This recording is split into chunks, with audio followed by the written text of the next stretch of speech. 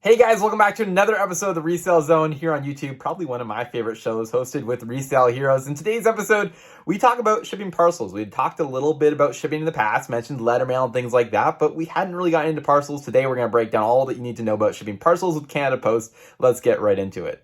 Hey guys, Jeff here with Resale Heroes, and I'm here with Commonlad. Hey guys, I'm a small eBay seller in Canada selling primarily video games with my partner Airval. And we are full-time resellers as well, mostly selling on eBay. So this is episode number 6, I think, of the eBay something like Resale that. Zone.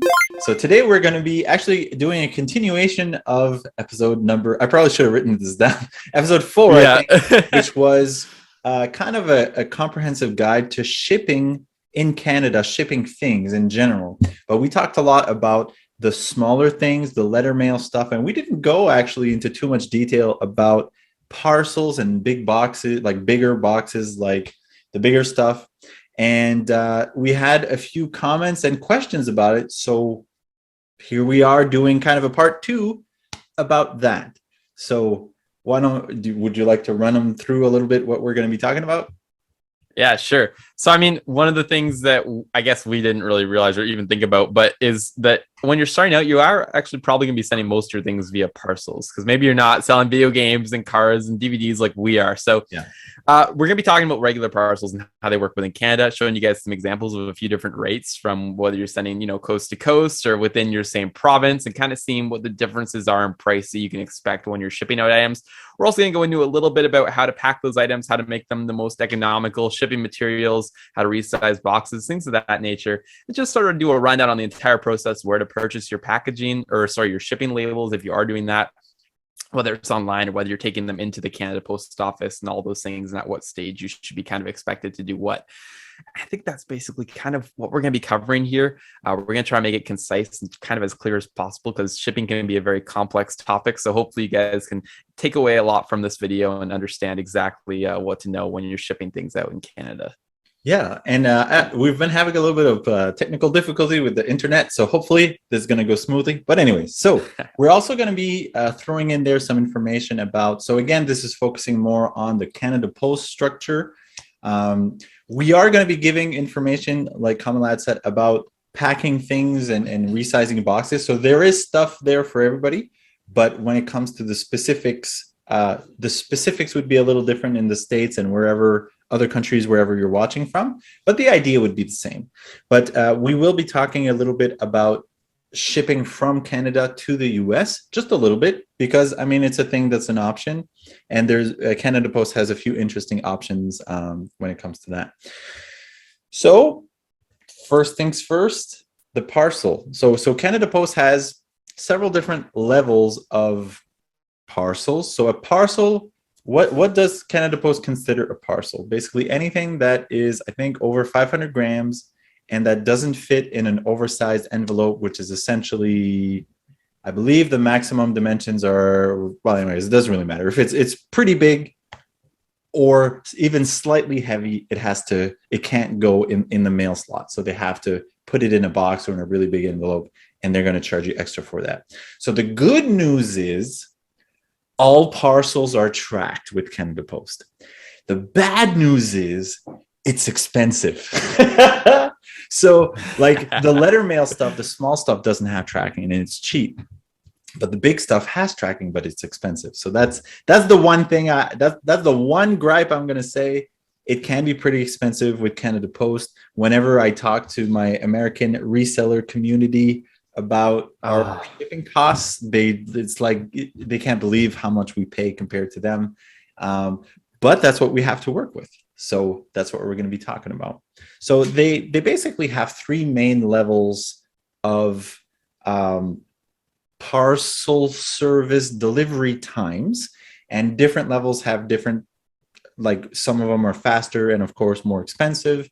Some have insurance, the others don't. So big picture, there's the regular parcel, the expedited parcel, and the priority parcel. And we'll show you some examples later.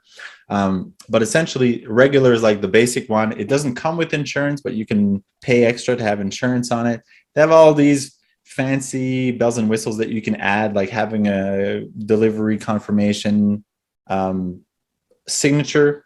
you can anyway, whatever. But the basics is it has a tracking, you pay a certain amount, it gets there, it's done. The expedited usually costs a little more, but it's usually a little faster. It's like the middle ground between the really expensive service and the basic service. And this one automatically comes with up to $100 of coverage, or whatever the value of the item is, up to $100.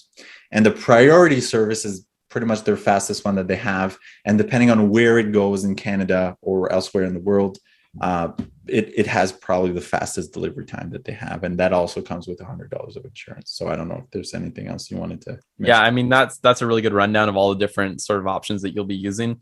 But I think primarily what you end up using is probably expedited most of the time. Again, you get that coverage, and with the Canada Post business card, which we may talk about here a little bit, but that's basically when you register an account with them, you're going to get the expedited for the same price, or, generally a little bit cheaper, usually kind of the same price as the regular parcel. So it's worth it, or a couple dollars more. So you're mainly going to be using the expedited just so you have that coverage and a little bit of a faster shipping time on eBay. But the regular and expedited are probably the two that you'll use the most. And I think those are sort of the two that we'll focus on here. Like, in the examples, you'll see the big difference in price. So if you're shipping in the same province or a nearby province, sometimes for whatever reason, their expedited service, which is a superior service than regular parcel, costs the same thing. So it's a no-brainer to choose the faster service that comes with free insurance. But always, always, always, the priority service is much faster and it costs a lot more. Sometimes it's double, sometimes it's triple. Like, it's just so high that it makes no sense for you to pay that much unless specifically asked by a buyer. And of course, they pay extra money to have that service. So we've had someone, so we're in New Brunswick, we've had someone in Ontario ask us to ship them a pair of PlayStation VR headsets. So it's not a big box, but I mean, it's a normal box, and it's not that heavy, but I'd say it's a normal sized parcel. And they insisted to have overnight shipping. I was like, well, if you're willing to pay for it, fine. So I got it priced out, and it would have cost like $200 to get it shipped overnight. And the guy's like, oh, never mind. Just set it normal then. But so people don't realize how expensive this thing can be. But so you need to go, the most important thing when you're shipping parcels is that you have a tracking, and all of these options will have one. So that's the most important thing. So any other choice is is just a personal choice. So sometimes if we made a mistake, and I mean, we're not perfect, we're close, but we're not perfect. So we send out a lot of things, and sometimes we forgot to send a parcel out, or we forgot to send a thing in. So if we're a little behind on our shipping, maybe we will pay a little extra to have the expedited, just so that it gets there when it's supposed to get there and whatever. But pretty much, as long as the client gets a tracking number, they're pretty good with it. Like, they don't really, they don't give us any trouble usually. So why don't I just, well, actually, so you mentioned the business account, the small business account. Why don't we take 2 minutes and just talk a little bit about it? And I mean, there's not much to say really, but I'll let you dive into that one.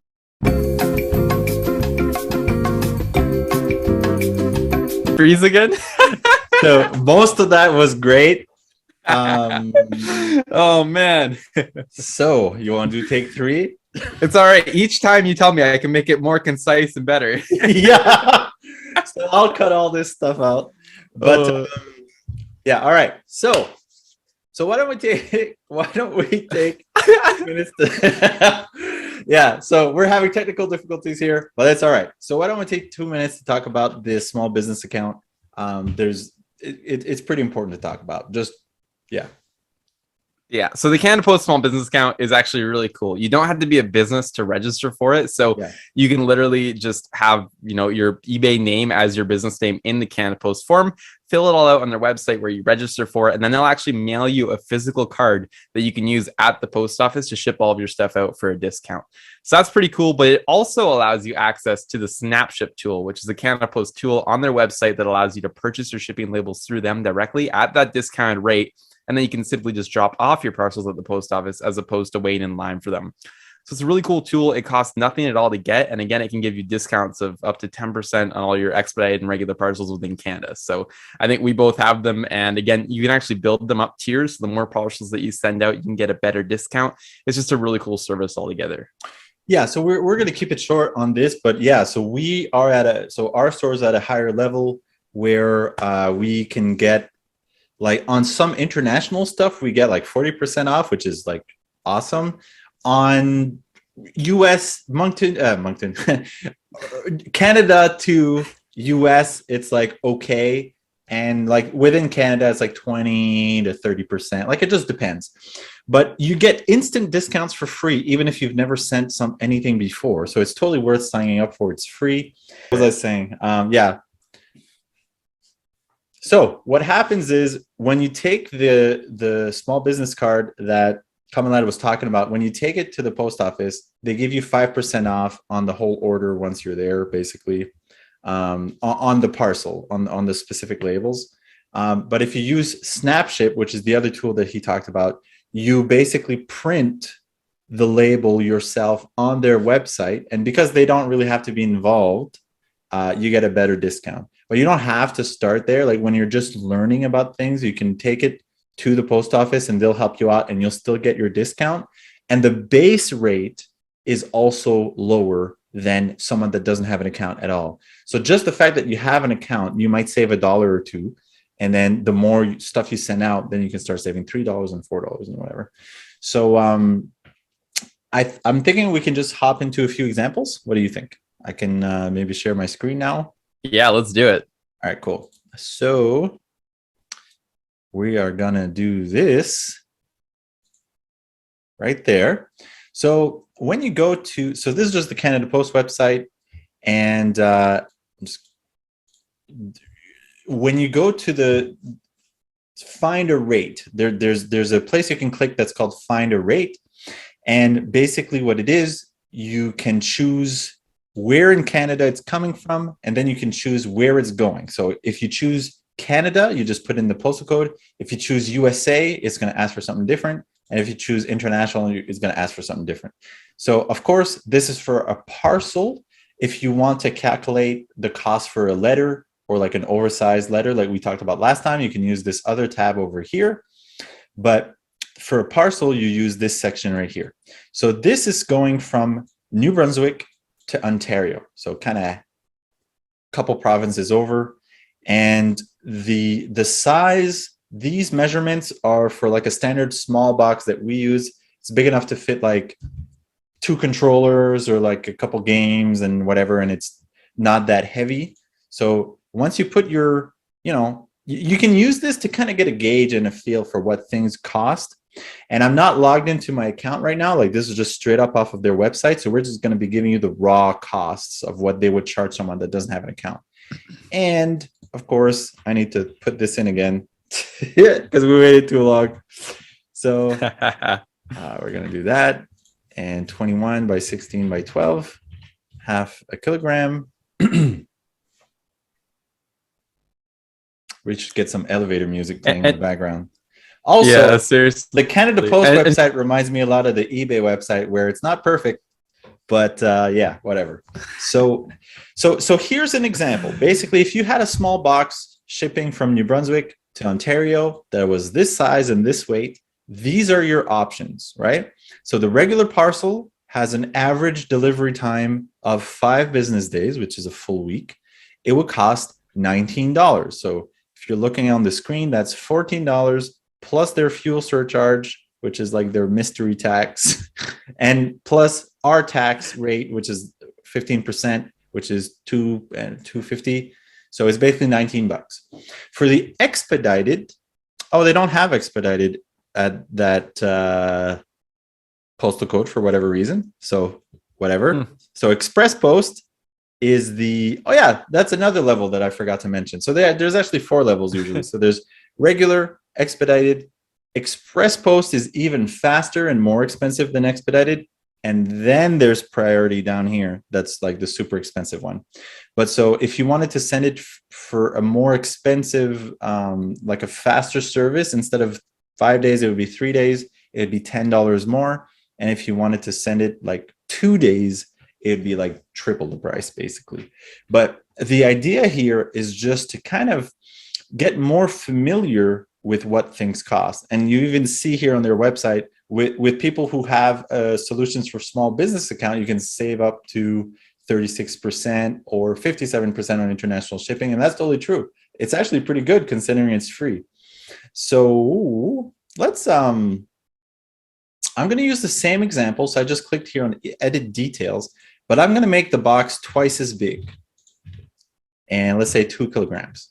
So going to the same place from the same place, just a bigger box, it would be about $10 more for the regular tracking. So it'd be $30 with instead of 20.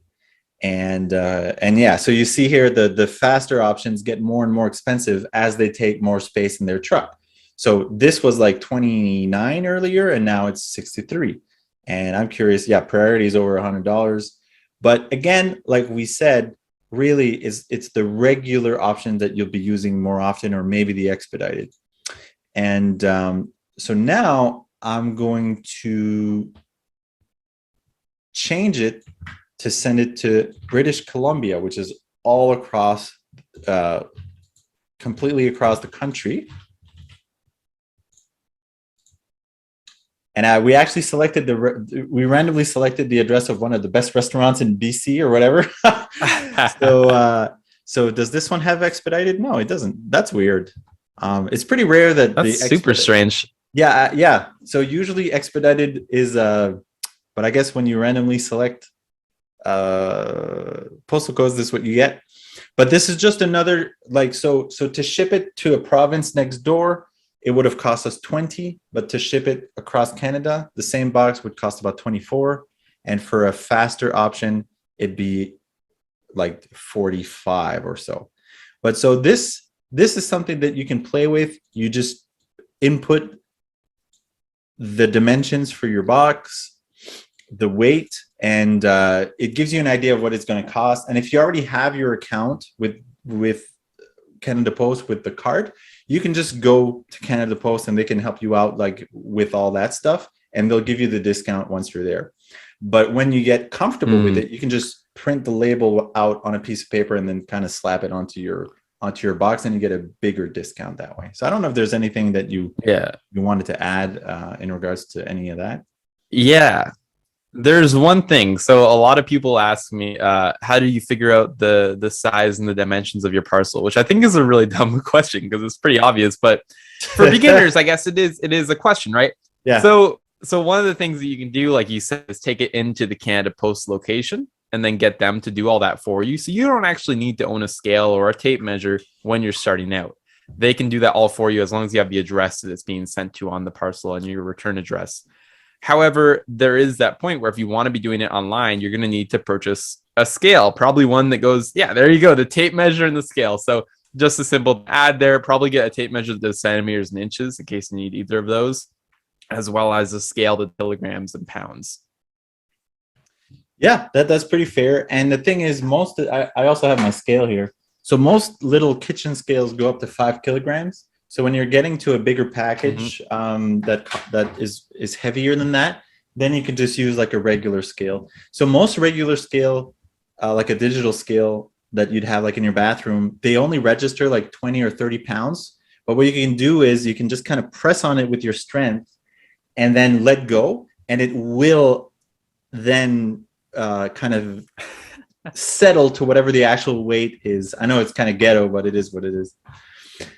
So that's one way to do it. But so those are the different ideas as far as the Canada Post options are going for within Canada. I just want to mention again that like the regular parcel doesn't have insurance that comes automatically on it. It costs it's like $1.25 or $1.50 per $100 of insurance that you want on it.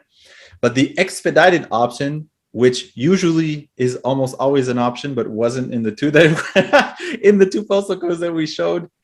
It comes with free, or it's built in with $100 of insurance.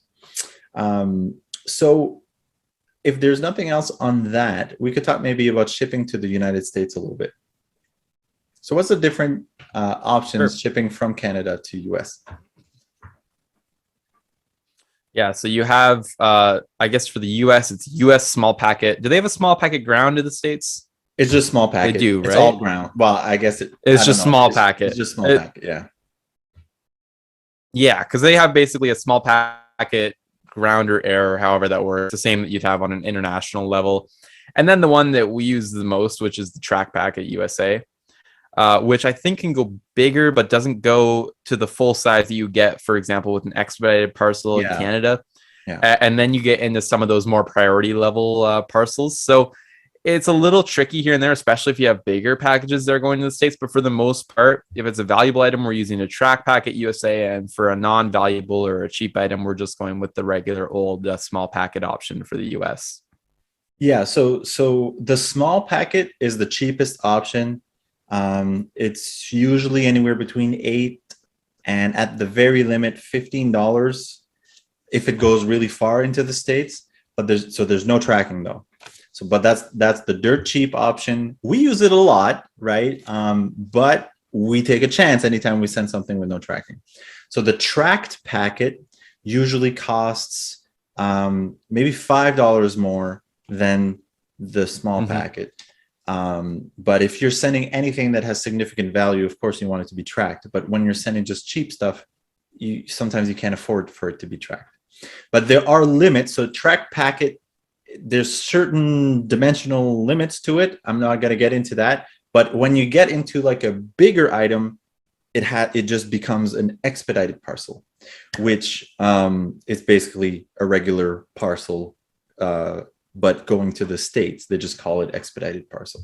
So those ones are pretty expensive compared to Canadian locations.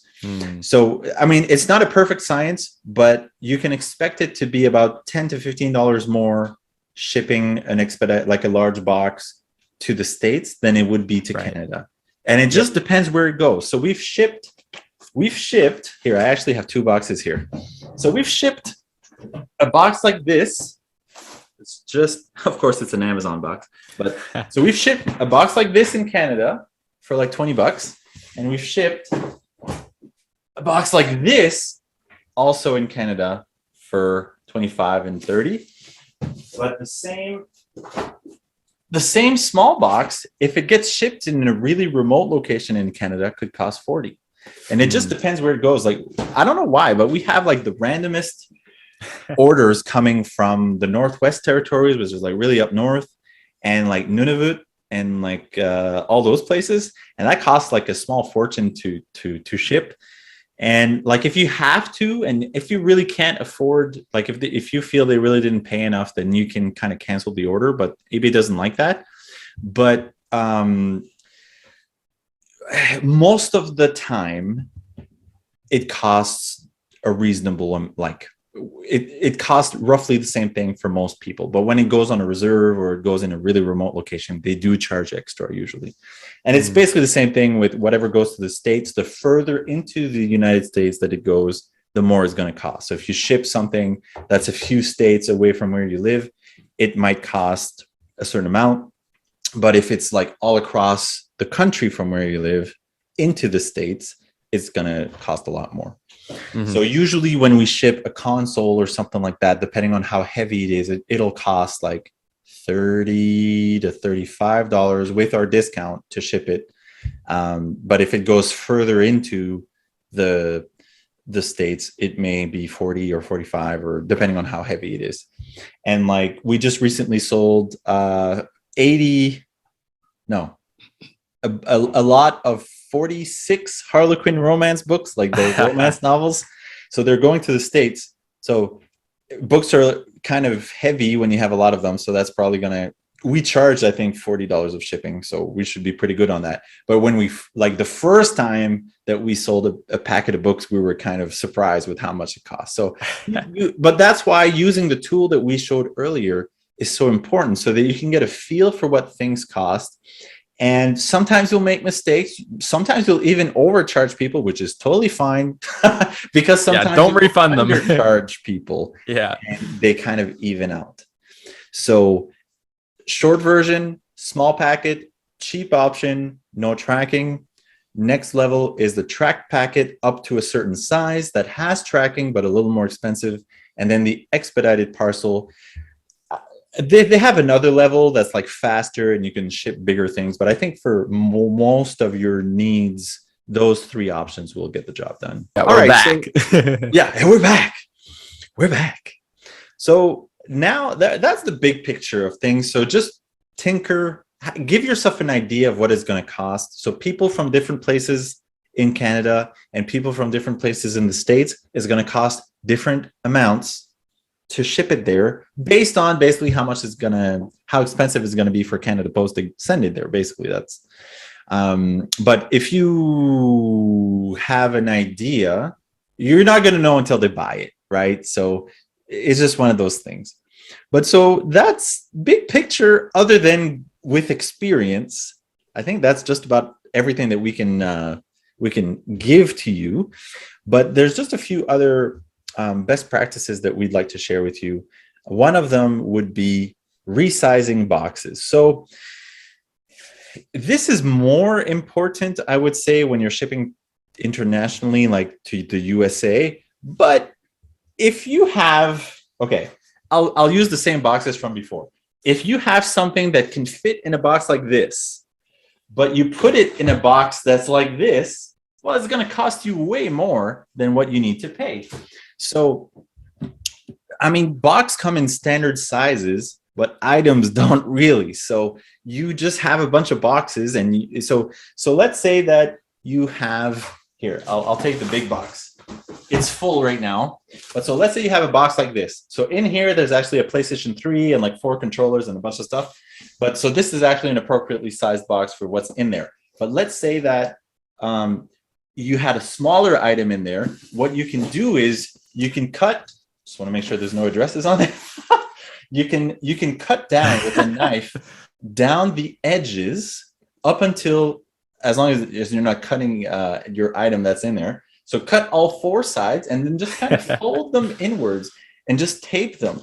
And that could reduce the size of the box by like 20% or 30% in some cases, because sometimes you just have a really tall box that you just need to cut in half almost. And that could save you $5 of shipping right there. I mean, it'll take maybe a couple of minutes, but.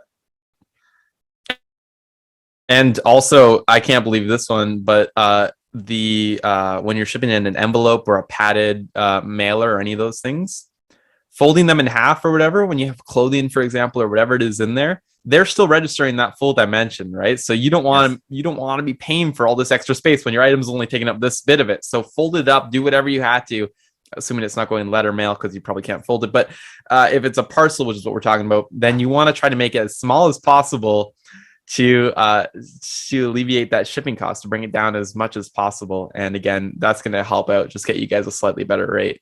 And also, it's a good practice to do that, because when you have, let's say this is a full envelope here, and you have an item that's only takes part of the size, it's actually moving around in there, and that's bad. There's more odds for it to break. So if you fold it, you're actually kind of doubling the protection with the bubble mailer, and you can just kind of tape it or whatever for it to stay shut.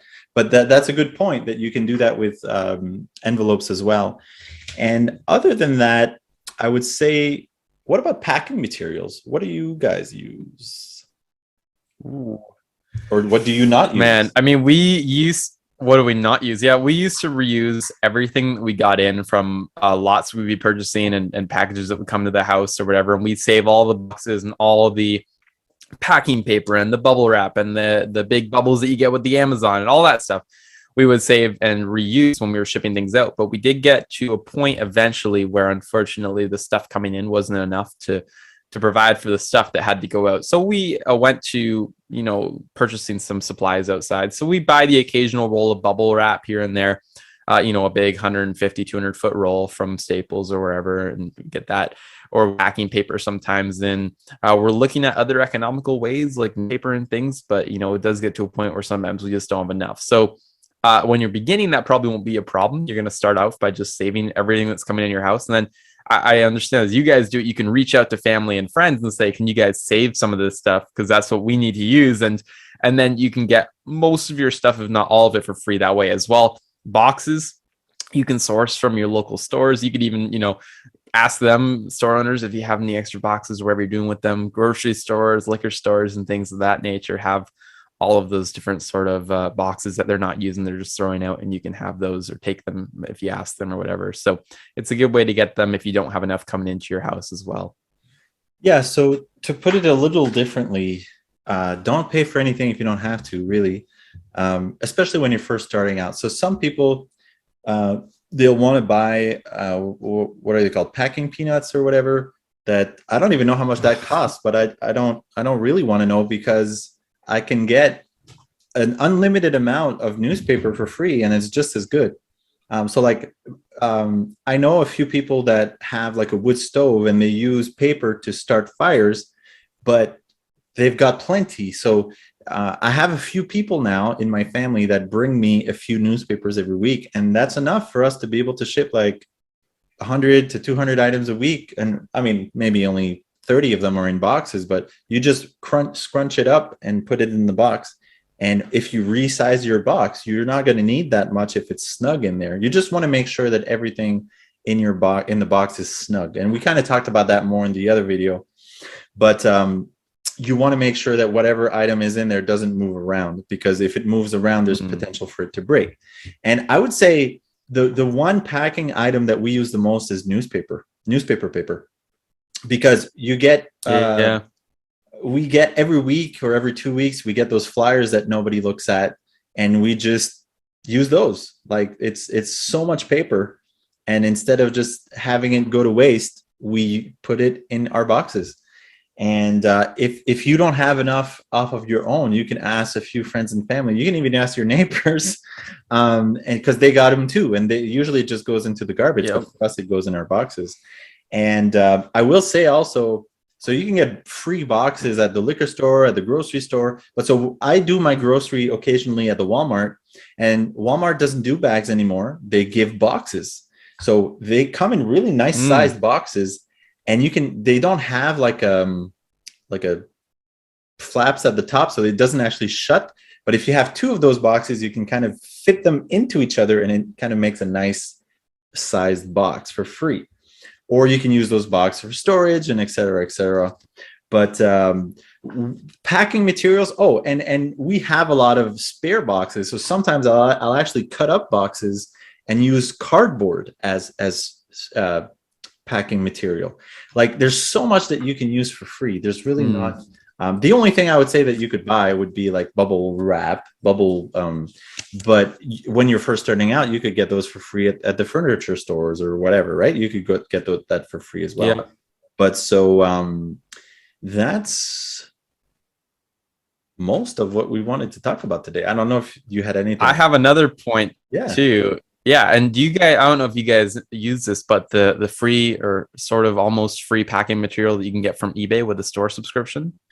Right. So, so when you have a store subscription, every 3 months you get a $35, I think $35 shipping coupon, shipping supplies. Yeah, coupon. 35 or 40. Yeah. So it's not free, but it comes with the subscription. So it kind of helps offset a good chunk of the cost. So yeah, of course we use it because I mean, it'd be silly not to. It's like getting like getting, they should call it a gift card. It's really like getting a $35 supply gift card. And we actually have a few stores with subscriptions for different reasons. So we have like 3 of them that we can use every couple months. So with a store subscription, which again, we don't recommend that you get right away, but when you're at that level that you feel that it makes sense for you to get one, every 3 months or every quarter, you'll be able to get this shipping coupon as part of your subscription. And you can use it on, what's it called? eBay Shipping Supplies Canada or whatever. And you can buy different bundles of boxes or envelopes or tape. So we usually get the like it's like a mixed everything. box. Yeah, Yeah, it it comes tape with different and size envelopes boxes and yeah. boxes. Yeah. So yes, we definitely use that. Yep. Cool. Yes, because that's one of the things that we use as well every quarter again. And again, they have everything on there, packing paper even, and it's all branded too, stickers and things. So if you want to look a little fancy, I wouldn't shop there if you didn't have the coupon because it's expensive price per boxes. You can get, 8x6x4s or whatever you're buying way cheaper elsewhere. But if you want to get fancy and you have the store subscription, why not use it? It's free. Or almost free stuff most of the time. Usually it's either a couple of dollars and change or it's free. So a great another source for your boxes and packing material if you're a little bigger. I will mention when you get to the level where if and when you get to the level where you want to start buying specific sized boxes, like you're probably going to be selling a lot of the same sizes and dimensions of items. Like we sell a lot of games, we sell a lot of accessories for games. So a lot of that has a certain size. So when we buy boxes, other than what we get with the shipping coupon, we buy them from Staples. So Staples in Canada has new prices for some of their boxes. And I think the most common one that we use is the 8x6x4 box, which is big enough to fit a couple controllers and maybe 4 or 5 games in there. But it's just that an item is safer in a box than it is in an envelope, right? So, but Staples, we compared the pricing, and it's about half the price on Staples as it is on eBay. So I think that's pretty much everything that we wanted to talk about today. And we're experiencing a little bit of technical difficulty here, but we're doing the best we can. So we'll just call it for today. But guys, ask us your questions. Let us know what you thought was the most helpful, or what you would like to find out more about in the future that we can talk about in future videos. Make sure you like and subscribe, bounce around in our videos, and we'll see you next time.